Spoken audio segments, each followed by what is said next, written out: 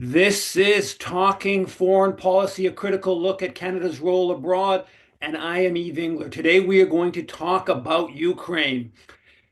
Justin Trudeau has repeatedly referred to Russia's invasion as unprovoked.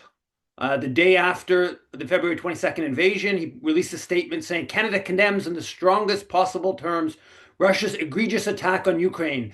These unprovoked actions are a clear further violation of Ukraine's sovereignty and territorial integrity. Foreign Minister Melanie Joly, Conservative Party leader Pierre Poilievre, NDP leader Jagmeet Singh, Green Party leader Elizabeth May have also all referred to Russia's war as unprovoked. I recently did a search of Canadian daily newspapers, and the word Ukraine unprovoked invasion came up 783 times with regards to Russia's invasion. Uh, to discuss this, we have to discuss whether the war was unprovoked. We have with us the author of a new book, Provoked: How Washington Started the New Cold War with Russia and the Catastrophe in Ukraine. Scott Horton, thanks a lot for coming on. Scott is also the editor, alongside the book, he's also the editor of antiwar.com, which is a great website covering geopolitics. So, first of all, thanks for coming on Talking Foreign Policy, Scott.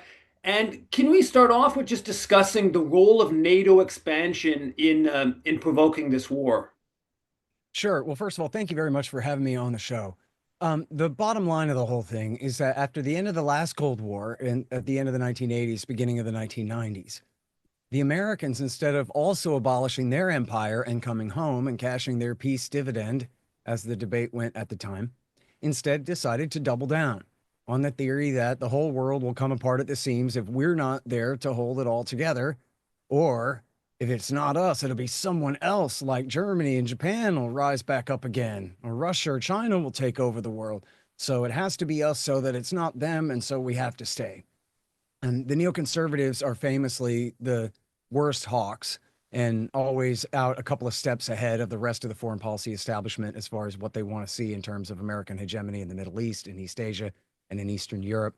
But the rest of the foreign policy establishment essentially just follow them blindly anyway. And there are enough, aligned interests, I guess, that they all essentially have gone along with this plan for global hegemony. They call it the liberal rules-based world order, but what they mean by that is that the American National Security Council will decide rather than the United Nations Security Council, which I'm not a big fan of the UN. In fact, if we got out, I'd be fine with that. But as it stands, that's the treaty that says we're not allowed to start a war unless we have an agreement between the other major powers that won World War II that sit on the UN Security Council with us. And so, because of that restriction getting in America's way, they just ignore that. They've created a new world system to essentially replace the post World War II system. That is one based on just unipolar American power based in Washington. Think the Dick Cheney model, right? Democrat Party window dressing in the name of humanitarian interventionism notwithstanding. Look at Bill Clinton's war against Serbia in 99 and Barack Obama's war in Libya in 2011. And you could see how they don't care whatsoever about going through the process that, well, actually, I guess they did get a UN resolution sort of for Libya, but only to establish a no-fly zone over Benghazi. And then they twisted that into a full regime change war. So it might as well have not been voted on at all as far as And that went. Canada, and just to say, Canada supported both those wars. Actually, Canadian general led the bombing of Libya in 2011, and Canadian fighter jets were heavily involved in bombing Yugoslavia in 99. Right.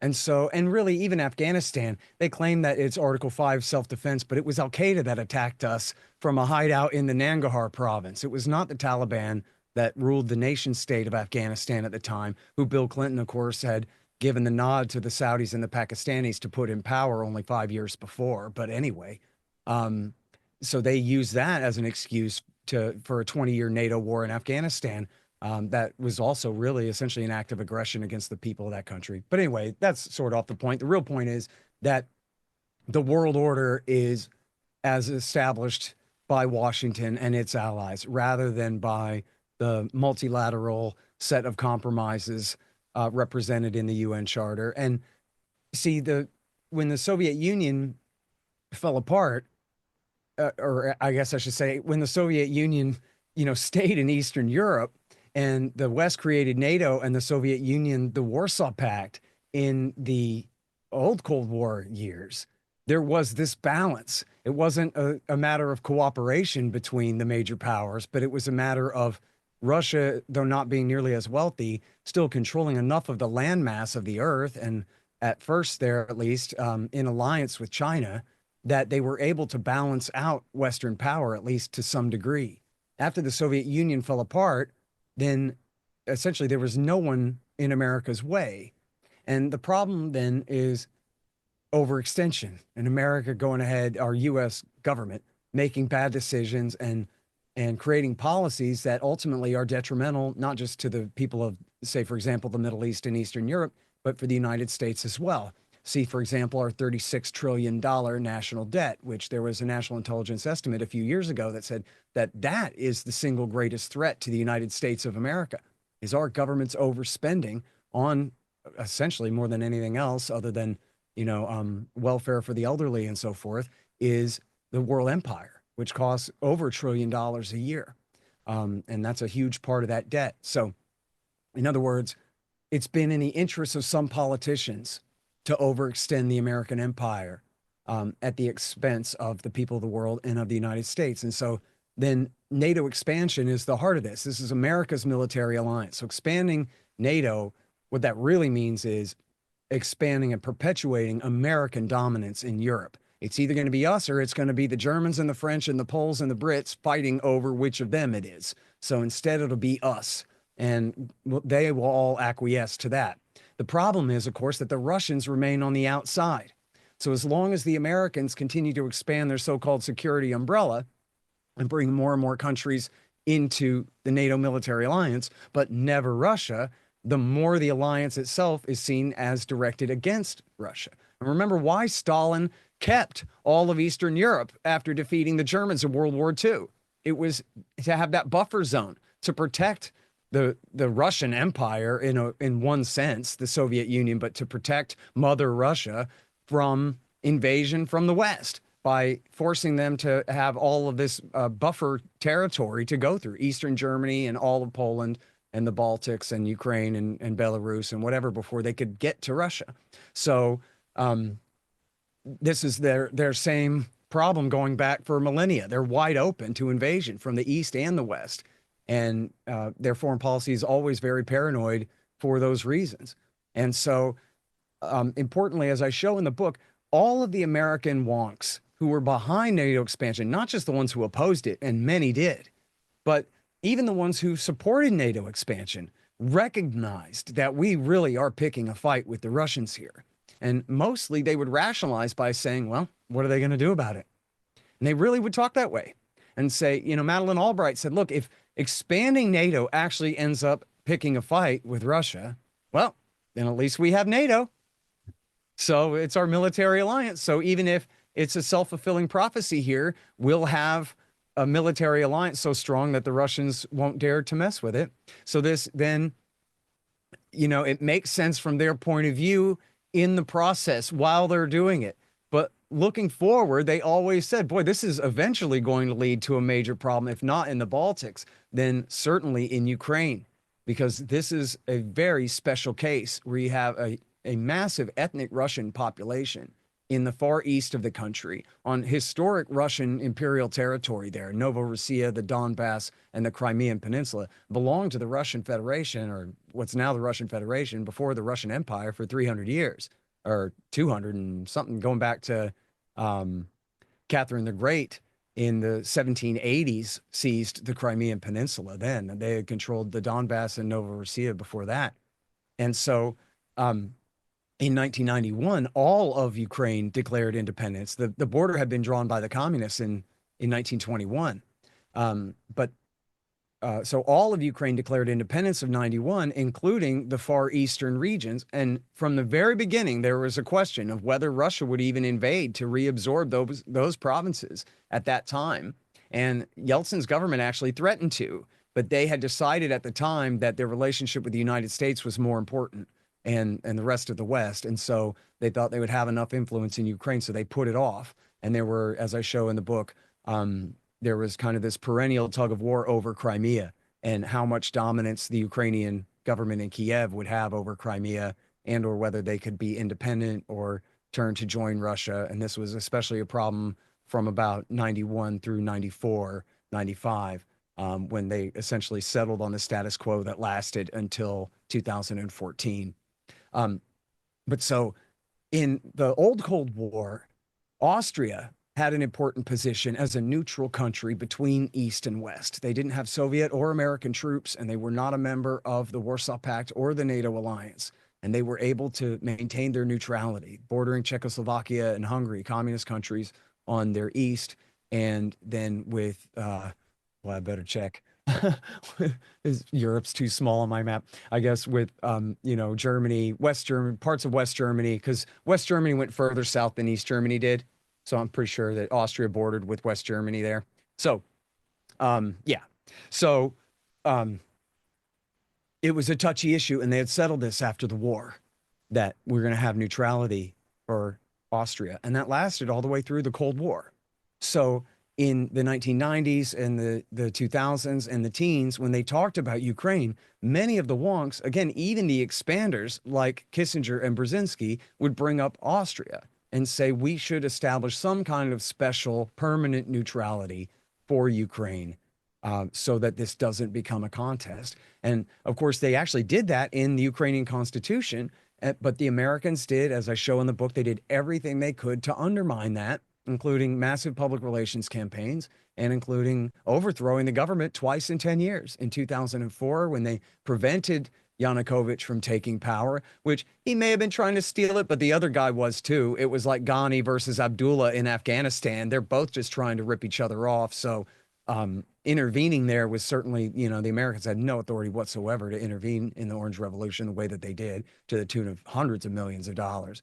And then the same guy won just a few years later in 2010, crushed the victors of the Orange Revolution in the election of 2010. And then they overthrew him again in 2013 and into 2014 there. And we talk all about that if you want to get into that. But the point is that this is how America wrested Ukraine away, not really from Russian dominance, but just from independence and neutrality. And I'm not justifying the Russian invasion. If you look at the title of the book, it's called Provoked, not Justified, not he had no choice, or, this was a wonderful thing or anything like that. But just the reality was that the Americans put the Russians in the position to decide whether they were going to allow a full-fledged NATO country, or at least a de facto one, armed up by the United States and under the control of the United States on their border. As Putin put it in his declaration of war, essentially paraphrasing, we tried independence, but it turns out there's no such thing as that. If we let Ukraine be independent, America will dominate it and turn it into, he said, a colony, which is actually kind of true. There's testimony, I quote, the block quote in there of Victoria Nuland. It's unbelievable. If it was coming from anyone else, I don't know if I would think that it was credible. It's Victoria Nuland's testimony before Congress, and she's explaining how there are American government officials throughout every bureaucracy in Ukraine, in their Department of Justice, in their Department of Interior, in their training up all their lawyers and judges, and picking winners and losers to run various departments and agencies all throughout. And we know now from later reporting that CIA was there in full force from 2014 on. The New York Times finally caught up with others and explained all of that. And so it was really not much hyperbole to say that America had essentially colonized Ukraine, was not just, was not just preventing Russia from having it. They were taking it for themselves and putting the Russians in the position to say, well, if that's the choice, then no. And this is, look, Putin had warned this as as early as the Bush years. He had said, listen, I will wreck Ukraine. That's Mearsheimer's paraphrase. I will wreck the country before I let you take it, right? And he had told that to W. Bush. There was one quote that was seemingly from a not as credible Russian source, so I didn't use that one. But there's another quote from William Burns, our current CIA director under Joe Biden. He quoted Putin from 2000, and it was either Munich in 07 or I think it was Bucharest in 08, saying that if you go this far, then I'll make it impossible. He said, Ukraine's not even a real country. The East came from us. The West came from Eastern Europe, meaning Austria, and it had been ruled by Austria and then Poland, the far western parts of Ukraine. And he said, so it's a fake country anyway, and I'll just break it before I let you join, bring it into your alliance. And so, um, the analogy is essentially America put Putin's back up against the wall, and he decided not to wait until we got him all the way in a corner. I don't think, again, that it was justified for him to go to war. I think he could have found other ways to solve it. And I'm leaving out a lot. Of course, there was the whole civil war between 2014 and 22 and all that. We can talk all about that. But the bottom line was America was making Ukraine a de facto member of our alliance and essentially forcing, to coin a phrase, the Russians to choose now or later. And so they chose sooner. And I should say, with the expansion of NATO eastward, the Canadian government was promoting that. Jean Chrétien, when he comes to office in 1993, begins promoting that pretty strongly, publicly, even kind of pushing Clinton on that issue to go even move forward faster. And then, of course, in 2008, when the infamous NATO summit in Bucharest, the Harper government really promotes Ukraine joining NATO, and that's partly when that really explodes. But you talked about the Orange Revolution and then 2014. You mentioned that briefly. Canada also played a very important role in the Orange Revolution in 2004. And the Canadian ambassador actually organized a whole meeting, a whole grouping of diplomatic officials that were against Yanukovych and supportive of the Orange Revolution. And Canada put a lot of money into backing the sort of opposition groups in Ukraine, the sort of quote unquote pro-West or anti-Russia opposition groups. And then also in 2014. Can you talk maybe a little bit more detail about 2004, but also maybe more specifically the ouster of Yanukovych, which I should say that the Canada sent lots of electoral observers in 2010 who were against Yanukovych, but they all recognized that Yanukovych's election was legitimate, and then still basically immediately worked to destabilize his government, and ultimately, supported the ouster of Yanukovych. Yeah, so can you talk a bit more of the sort of funding of opposition groups and 2014? Mhm. Well, so Canada does come up in the book a few different times, especially in going back really to the history of the radical right-wing forces from the far west of the country. After World War II, there were, I don't know, hundreds, possibly thousands of Ukrainian expatriates refugees who fled to Canada and the United States, but many of them went to Canada. And this included a bunch of Hitler-loving Nazis who had served the Third Reich in the war, taken their side, and not just in fighting the communists, but in perpetrating the Holocaust as well. And this included, I forgot all their names off the top of my head, Christian Melnick Freeman. and all these guys. And they were the leaders of the OUN and UPA. And there were different factions that were backed by the American military and CIA, and with British cooperation during the Cold War through the end of the 1950s. And but so some of these groups in Canada and the United States had created various lobbying organizations and all of this. Stetco met with H.W. Bush and Ronald Reagan in the Oval Office in 1984, where Reagan told him, "Your dream is our dream," and all this. And this was a guy who was a murderer during the Holocaust, who served the Nazis in the war, killing civilians.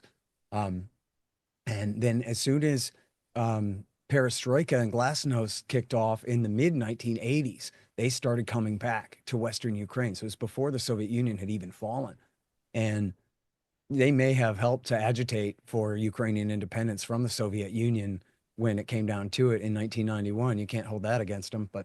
Um, but then they started this whole movement essentially to rewrite the history of the Western right wing during World War II.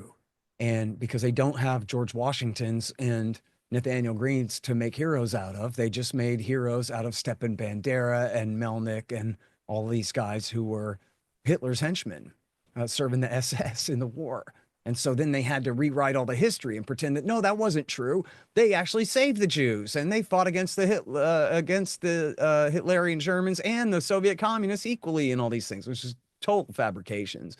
And I cite in the book great historians who go through Garston Ross Lieb is one of them, and Chrystia Freeland's uncle, John Paul Himka, is another, who wrote a couple of really great books about Ukrainian nationalists and the Holocaust. And so um, these guys came and they essentially started rewriting history and building up political groups and whatever, beginning in the early 1990s. And they've actually had pretty great success, especially after 2004 when Yushchenko came in. He hired a bunch of these guys to come in and take control over the National Institute of Historical Memory and all these other things in order to push this agenda. And um, these groups, they did not get as much coverage in 2004 as they did 10 years later when they really spearheaded the putsch in 2014. But in 2004, they were very present on the Maidan there and were providing security for Yushchenko and his team and all that, and were supporting the Orange Revolution at that time. And so then as you say, it was a free and fair election in 2010. The winners of the Orange Revolution were absolutely crushed. Yanukovych came back, and then um, well, I'll do the whole EU thing in a sec if you want, but essentially, when it came down to the fight in the street, it was these groups, these neo-Nazi groups, essentially the descendants of the OUN UPA from the Second World War and from the Cold War, who spearheaded the violence in the street. And in fact, when the leaders of the protest movement signed the EU deal, um, that Putin, in fact, insisted that Yanukovych sign as well to guarantee a transition. It was the neo Nazis who said, "Forget that. We don't accept any deal." And one of the Nazis, a guy named Parasyuk, said that if the president is not gone by 10 a.m. in the morning, tomorrow morning, we're going to kill him. And it was then that he fled. And it was, the New York Times reported, yeah, this is a credible threat. The crowd chanted, good, good. And it was clear that they meant to do this the next day. And that was when he fled. That was essentially what completed the overthrow in 2014. And it was even, I quote all the liberals and academics from their journals and everything saying, yes, it was the violence of the neo-Nazi groups that accomplished that coup. There's no way to deny it. And it doesn't mean that everyone there was a neo-Nazi, but it means that the neo-Nazis were the ones who were there and who were willing to fight and take the risks necessary to and commit acts of violence necessary to see the revolution through, which is what they did. Um, and and then, in fact, as soon as Yanukovych fled, the Nazis, one of the first things that they did when they seized the government buildings was they seized the Kiev City Hall and they decorated it with swastikas, Celtic flags, and Confederate battle flags. And now I grew up on the Dukes of Hazzard and I'm kind of tired of people whining about the Confederate battle flag, but it is true that actual neo-Nazis fly that flag too. So even though sometimes it's harmless, sometimes it ain't. And in this case, these guys were putting it up there with Celtic crosses and swastikas and all the rest of this stuff. And then when the security forces finally came to roust them out of there, they went and fled and took shelter at the Canadian embassy in Kiev. We're the ones who said, come on in here, boys. We'll give you a hot meal and a shower and whatever. Send you on your way. Protect you from the local cops. And they used the Canadian embassy for a full week, apparently, according to the Canadian press, for amidst the violent uprising, which is pretty remarkable violation of diplomatic conventions to have opposition groups use your embassy to help overthrow a government. But yeah, so okay, so then obviously after Yanukovych is ousted, it sparks all kinds of different fighting in the east. There's the seizure of Crimea at a certain point. There's all this, and then you have the some attempts at kind of peace and the Minsk agreements, and So how does that kind of like, feed into, and you mentioned a bit about, the CIA then getting a role all across the country after 2014. How does that kind of lead us towards the Russian invasion?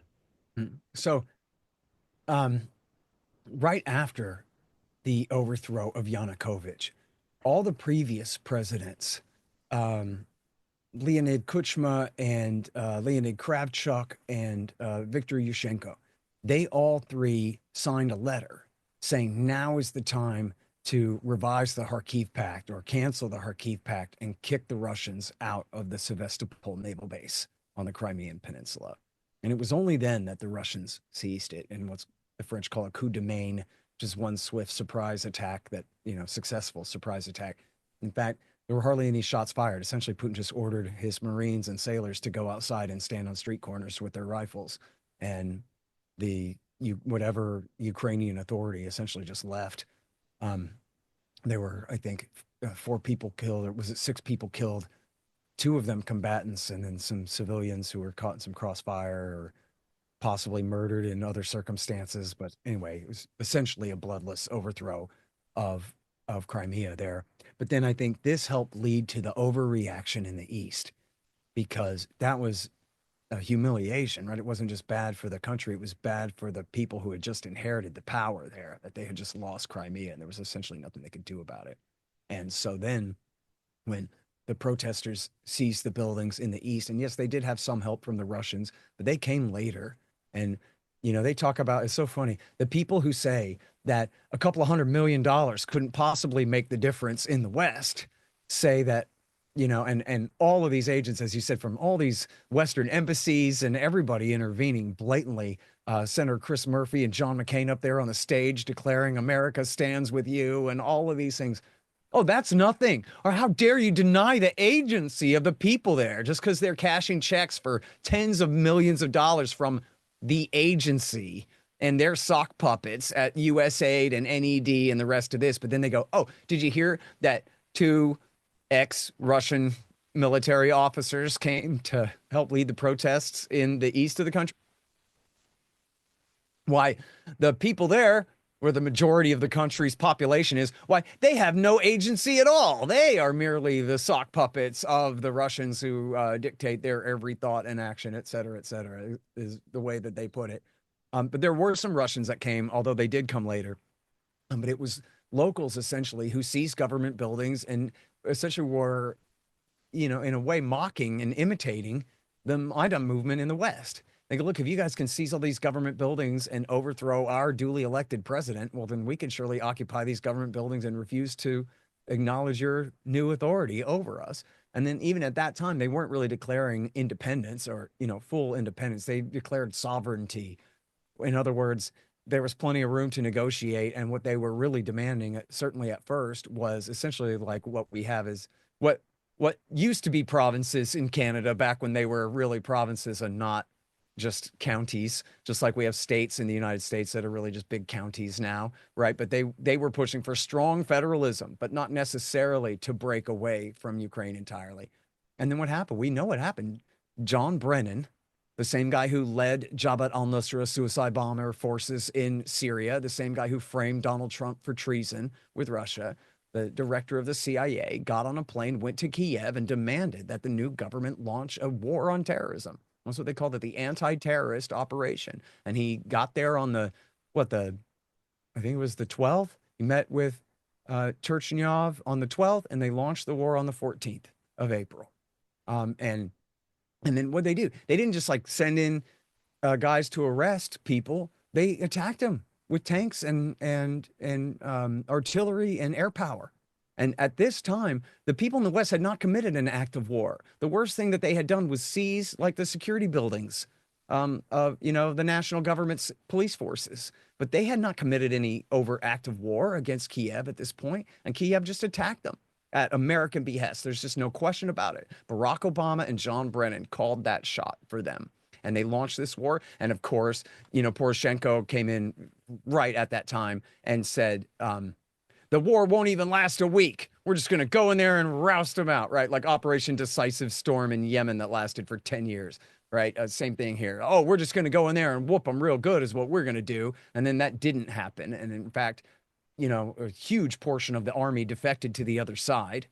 And there are volunteer militias all across Donetsk and Luhansk that grew up and went to war to fight to resist the attacks from Kiev. And people can cry and say, oh, Russian talking points and Russian propaganda all they want. But I don't cite RT for my facts in this part of the story at all. This all comes from Western journalists, either, American or German or French or British reporters who were on the scene there, including CNN came and interviewed people. The very Obama friendly CNN interviewed people saying, we can't believe that they're attacking us like this. I guess they're not our countrymen after all.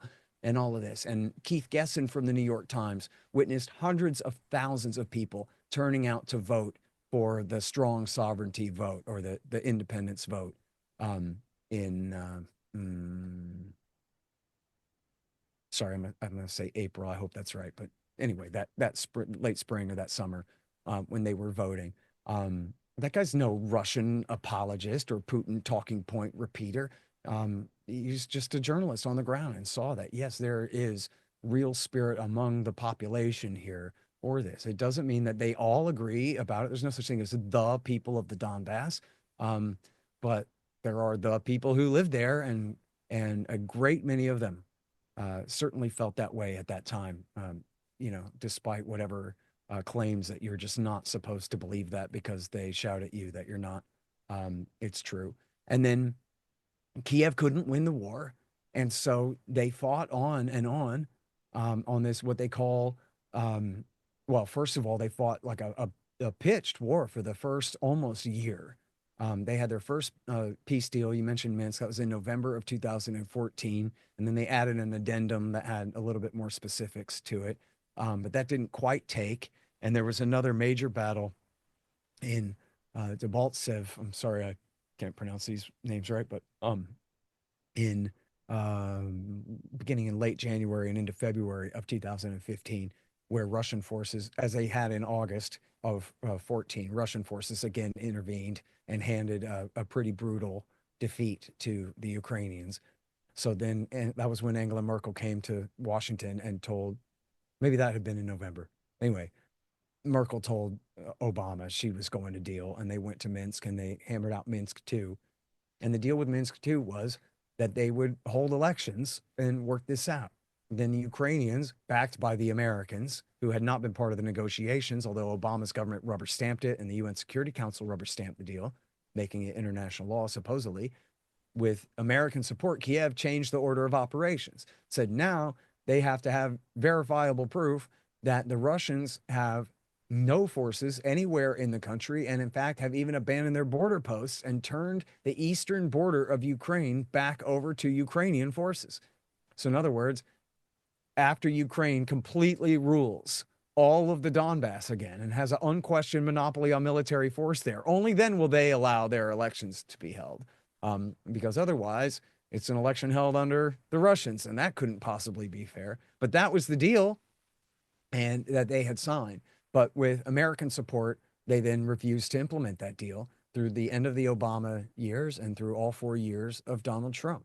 And of course, Trump had been framed by John Brennan for high treason with the Kremlin for being, of all, it sounds so completely stupid when I say it. If I didn't know that you remembered it, I would be worried that you would think that I was a kook just making up the most ridiculous lie to even tell you that they made up the ridiculous lie that Donald J. Trump was a Manchurian candidate, a brainwashed, blackmailed, compromised spy agent traitor of the Russian Federation under the complete control of Vladimir Putin's Kremlin. And of course, they might as well have just tied him up with barbed wire. And he had no control over his own Russia policy the whole time, except when he went along with what they wanted, which is, was often enough, I guess, but it's not really him getting his way.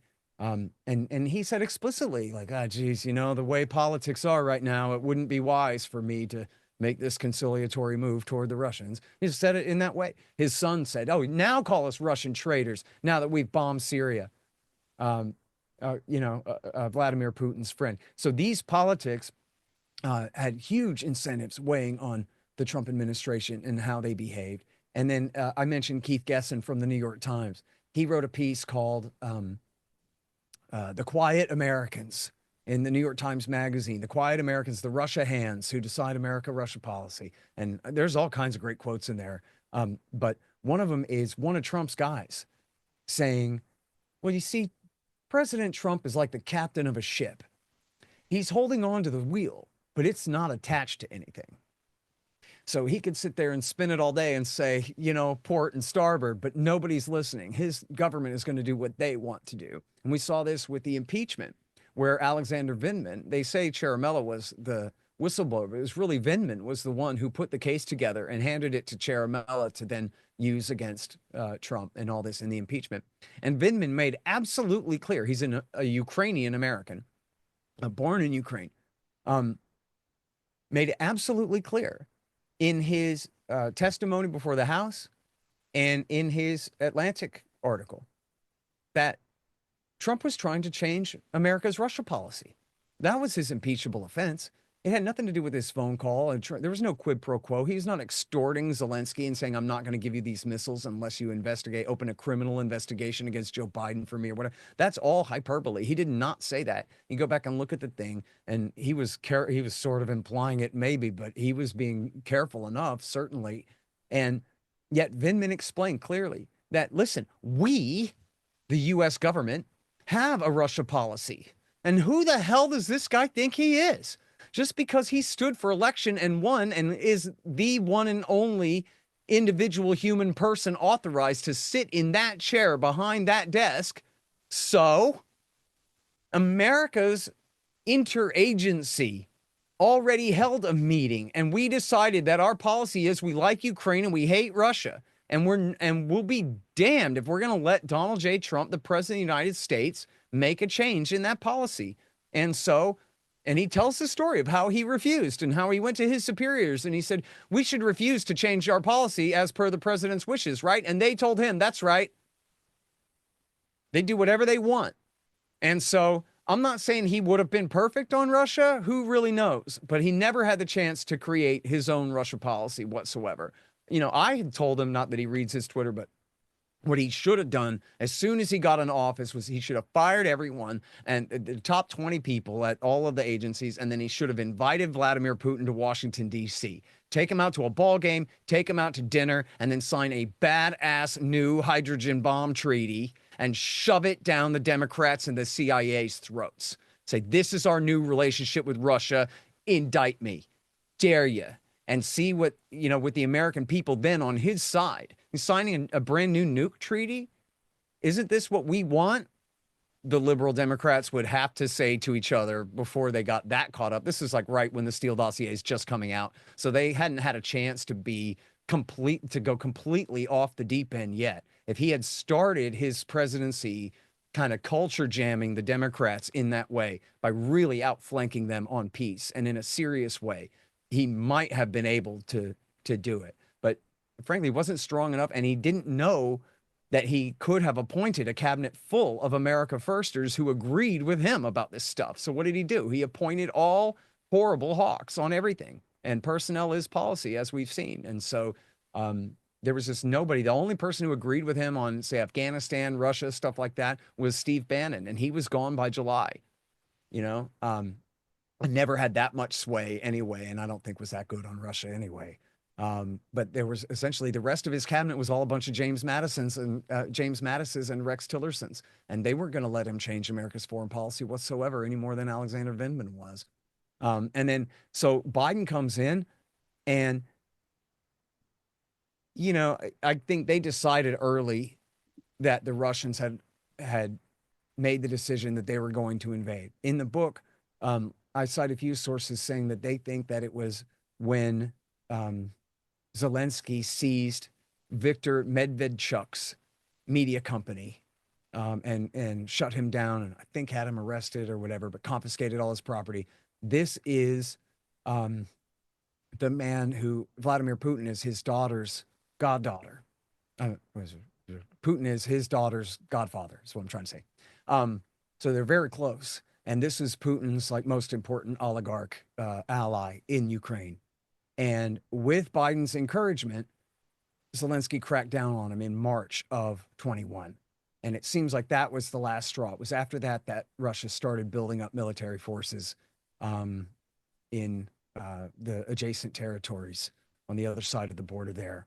And then when Biden went and met with Putin in July, essentially he said, look, man, um, you're paranoid. NATO's a defensive alliance, and I'm not going to bring Ukraine into NATO soon anyway. So that ought to be good enough for you. But it wasn't good enough for him. And they started another in September. Zelensky came to town, and the State Department released a new thing saying that they were going to, continue on the path to. They reaffirmed the Bucharest Declaration, and they continue to insist that Ukraine is on the path to NATO membership. Then in October, the Turks sent a bunch of drones to Ukraine that they started using in the Donbas, which was against the Minsk II deal and a major escalation of the war. And then in November, the Defense Department put out a new statement talking about NATO integration and interoperability. And that means standardizing the Ukrainian military so that even if they're not full-fledged members of NATO, that means that their military would be an auxiliary of NATO, just like the rest of them, if there was a war with Russia, that their military would be at the service of NATO and would serve under American command and control systems and the rest.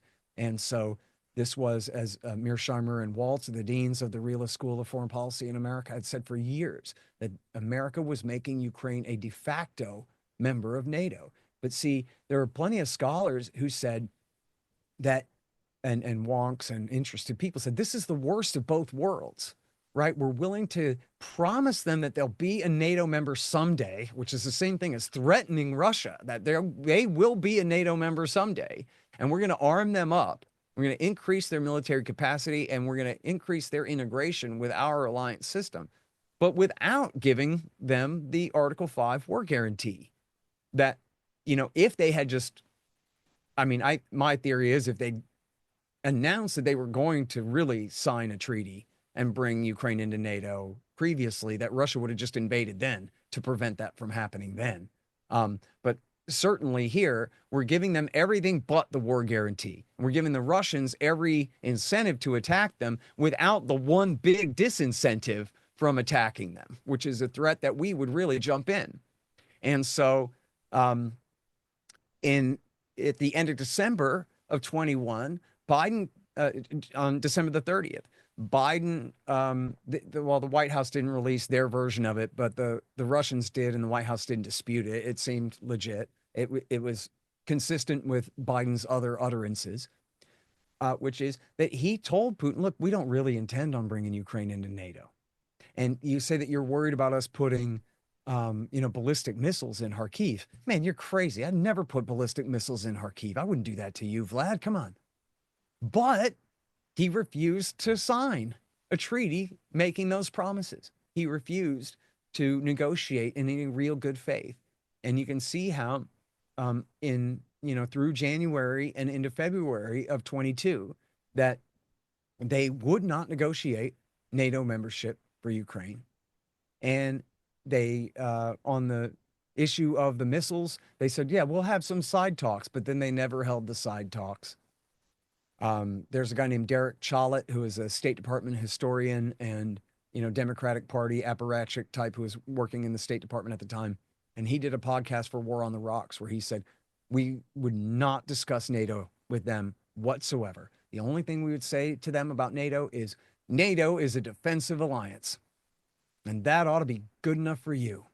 And that was it. And they refused to negotiate that. So the plan A was, you better not do it. And if you do, then we'll give a bunch of weapons to Ukraine to fight you with. But plan B was, we'll give Ukraine a bunch of weapons to fight you with.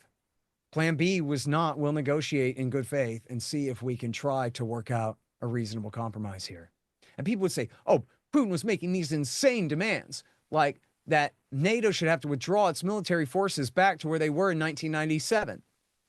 Well, but that was the solemn vow that President Bill Clinton had made in 1997, was that, listen, we are going to expand NATO. We are going to bring Poland, Hungary, and the Czech Republic, and maybe other countries after that into NATO. But don't worry, Boris Yeltsin. I promise you, we will not deploy our military equipment into the East. Still, in a sense, trying to respect the promise that Baker had made about NATO expansion back in 1990.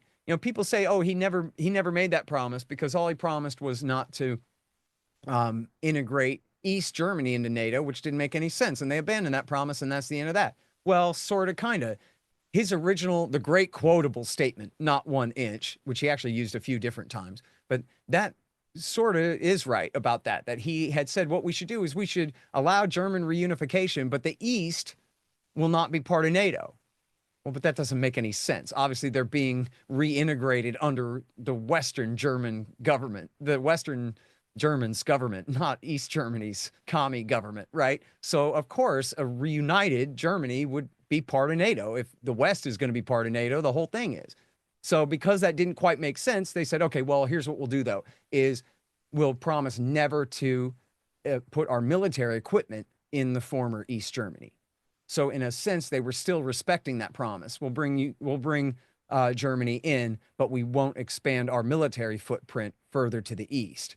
Now, of course, if the deal always was that they can bring Poland and the Baltics and everybody else, Belarus and Ukraine, into NATO, well, then what difference would it make if they moved their forces into Eastern Germany, right? So they were still, in a sense, respecting their promise that reunification was based on. That was the agreement that reunification was based on, where Gorbachev even allowed it to happen based on these assurances. It was the same kind of thing the with the founding act of 1997. Bill Clinton said, okay, look, well, we are going to expand NATO, but we promise not to put our military forces east. Well, so then Vladimir Putin brings this up in 2022, and they treat him like he's completely insane. Go back and look at the headlines. And they go, Putin is making these crazy demands that we pull our military forces back to where they were in 1997. And they talk about it like they're talking about 1897.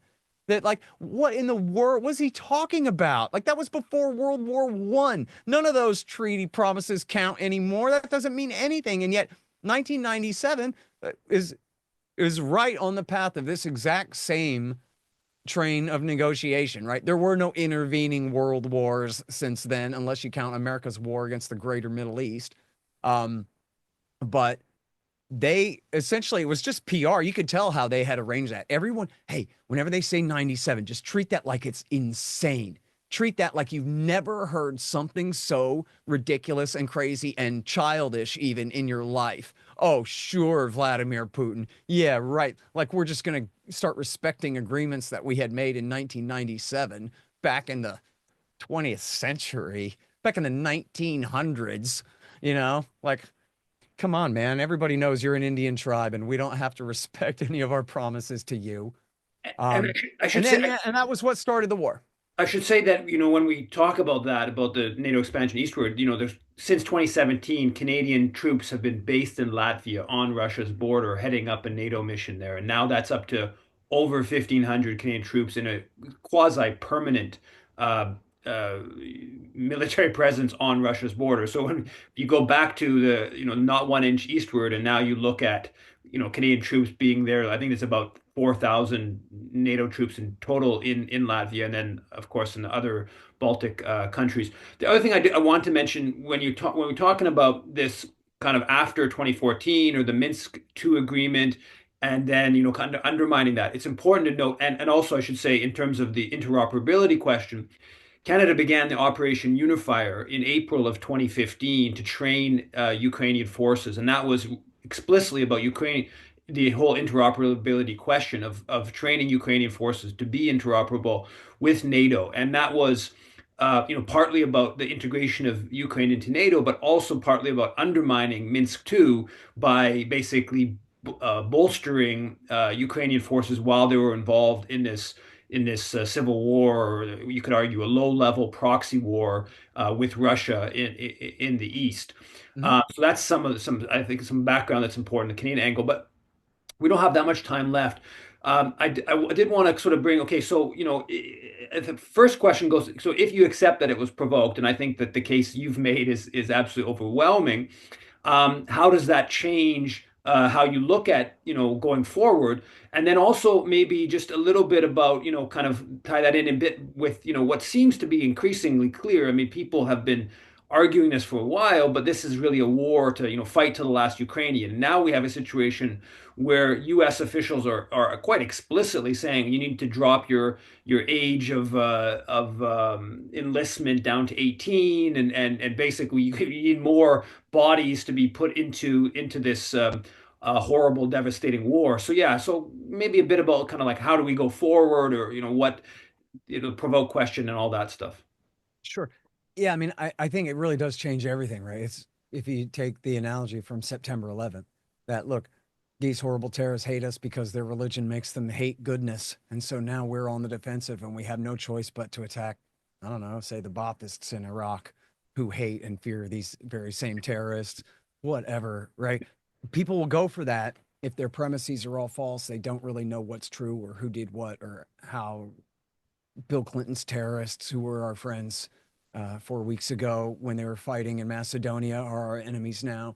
Um, and so then we had a 20-year horrible war based on those false premises throughout the Middle East there, and it's still going on. We still have troops in Somalia, and special operations forces fighting against various sects of bin Ladenites when they're not backing them across the Middle East and Central Asia to this day. When if they had been honest, they would have said, listen, these are mercenaries that were created by our government in cooperation with our Saudi allies. And the previous government, the Clinton administration, was playing fast and loose, even while they were attacking us for 10 years straight. He was still backing them in Bosnia, Kosovo, and Chechnya.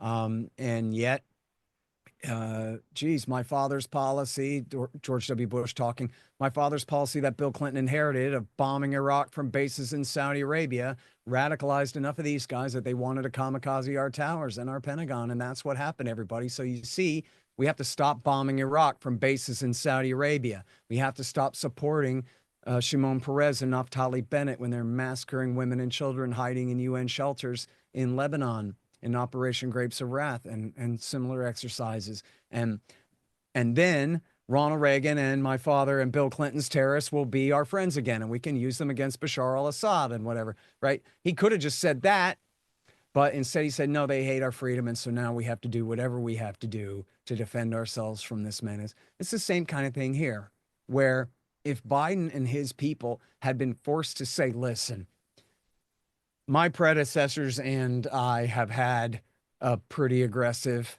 expansionist policy in Eastern Europe, and we thought that we could manage, to paraphrase John Kerry talking about ISIS in Syria, we thought we could manage, but it kind of blew up in our face here.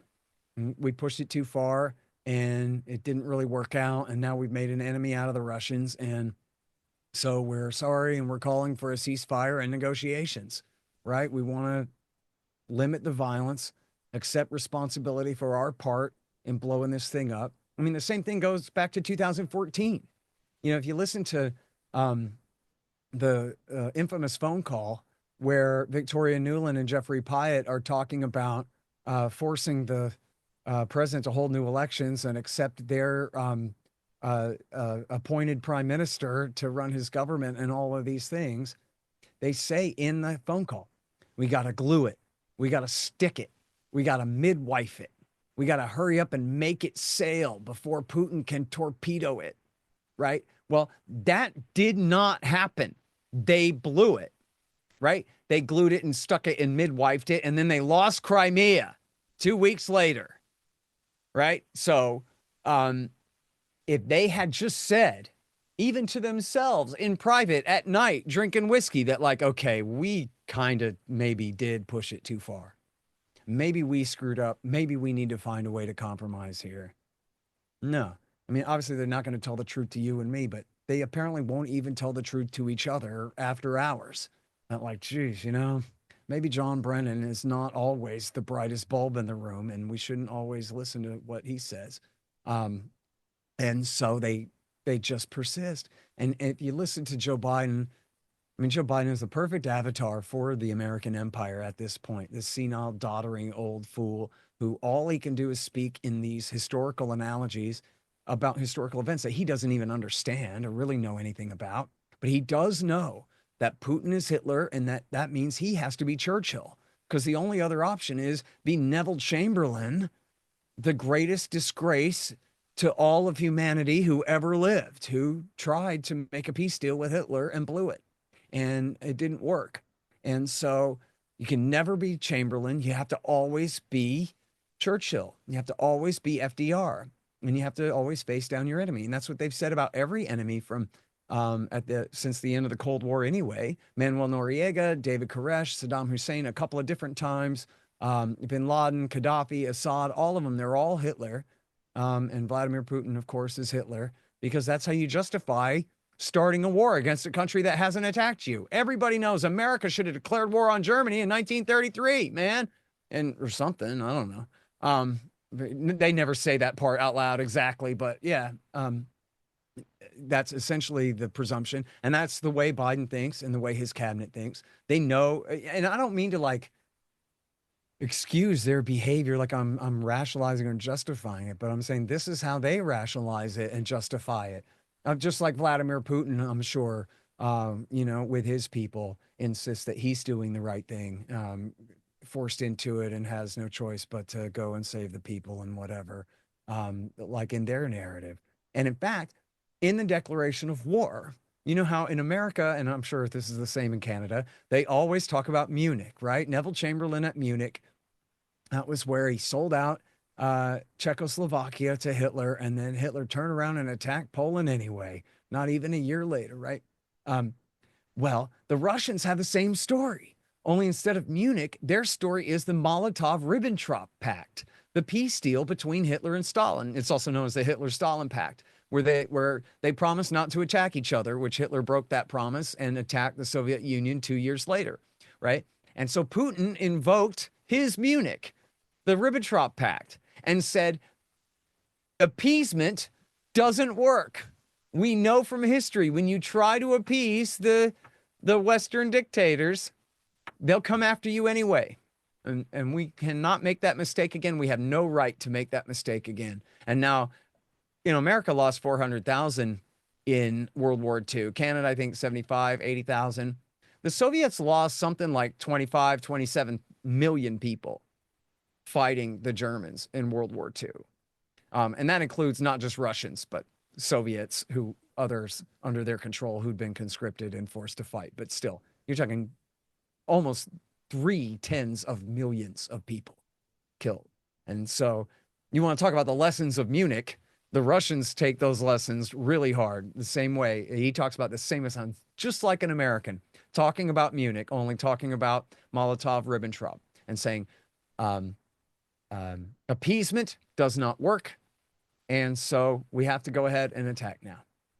And which just goes to show, the mirror image sameness of the Americans and the Russians here. This is why it's so silly when they say that, Americans are in this cult of Putin, Americans serve Russia, or repeat Russian propaganda, or what. Like, what does Vladimir Putin's Russia have to offer any Americans ideologically or otherwise to identify with, right? We already have center-right Republicans, like that's what he is.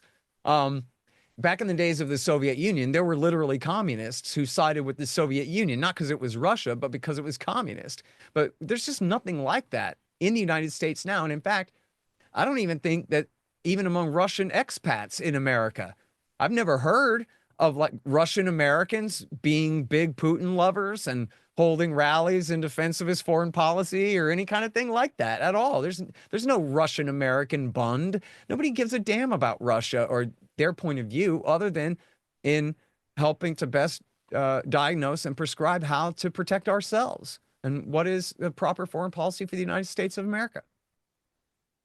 Yeah, that history of understanding how we've got to this war is obviously essential in putting an end to it. And I think we both agree that as quick as possible, this war needs to be ended because it's devastating principally for Ukrainians. but also for Russians and Europeans and Canadians and Americans who've put up incredible amounts of money into supporting this proxy war. So I thank you for your for first of all coming on talking foreign policy, but also your book. The book is again Provoked: How Washington Started the New Cold War with Russia and the Catastrophe in Ukraine. Thanks a lot, Scott, for the book and for coming on talking foreign policy. Thank you very much for having me. Appreciate it.